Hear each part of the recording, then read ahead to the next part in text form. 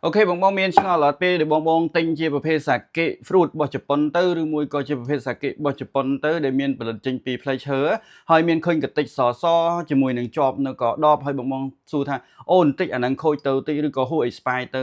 បងជប់បារម្ភអញ្ចឹងជាទូទៅសម្រាប់ប្រភេទ sake ដែលផលិតចេញពីផ្លែឈើគ្រប់ sake ទាំងអស់ជាទូទៅគឺអាចមានឡើងកតិចសសឬមួយក៏ប្រភេទកតិចដែលជាប់នៅក៏ដបបងឧទាហរណ៍ដូចជាប្រភេទក្រូចយូស៊ូនៅក្នុងដៃរបស់ខ្ញុំហ្នឹងគឺមានហើយមួយទៀតដូចជាប្រភេទគេហៅ Sayuri នេះគឺមានអង្គហ្មងបងគឺដូចទឹកអង្គអញ្ចឹងបងគឺវាមកបែបហ្នឹងហើយមួយទៀតក៏យើងមានជាប្រភេទfruit sake បែបនេះដែរបងមើលជាក់ស្ដែងខ្ញុំសុំអធិស្ឋានដែលលើកគូទៅមុនណាបងនេះយើងឃើញសបែបហ្នឹងណាបងអញ្ចឹងគ្រប់ព្រោះសាកេទាំងអស់គឺទូទៅឲ្យតែផលិតចេញពីផ្លែឈើពីអង្គទឹកអង្គរៀងខាប់គឺវាមានបែបហ្នឹងហើយបងអញ្ចឹងបងឈប់បារម្ភតាក់ទងទៅនឹងប្រភេទហ្នឹងគឺយើងបានស៊ូឬមួយក៏ជជែកគ្នាជាមួយនឹង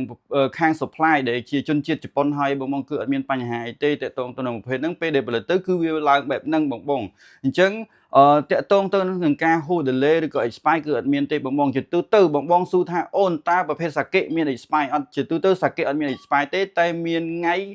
ផលិតគឺមានថ្ងៃផលិតជាក់លាក់សាកេខ្លះគឺអត់ដាក់ថ្ងៃផលិតទេតែគ្រាន់ថាជាទូទៅគេរីកមិនឲ្យយើងប្រើនៅពេលណាអញ្ចឹងបងហើយការរក្សាទុកឲ្យតែបងរក្សាទុកនៅក្នុងទូត្រជាក់ឬមួយក៏នៅសីតុណ្ហភាពមួយដែលសមស្របជាមួយនឹងសាកេគឺអូខេបងថ្ងៃនេះខ្ញុំនឹងមកតេស្តតាក់ទងទៅនឹងយូស៊ូសាកេឲ្យបងមើលបន្តិចតាក់ទងទៅនឹងប្រភេទហ្នឹងហើយបងតែងបារម្ភថាតិចញាក់លក់អត់ហ៊ានញ៉ាំទៅ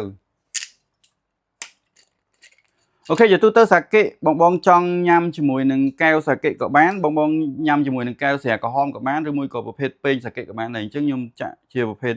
កែវសាកេបែបនេះខ្ញុំចាក់ឲ្យច្រើនតិចដើម្បីឲ្យឃើញកតិចពណ៌អូខេអញ្ចឹងខ្ញុំនឹងតេស្តជូនបងមើលទាំងអស់គ្នា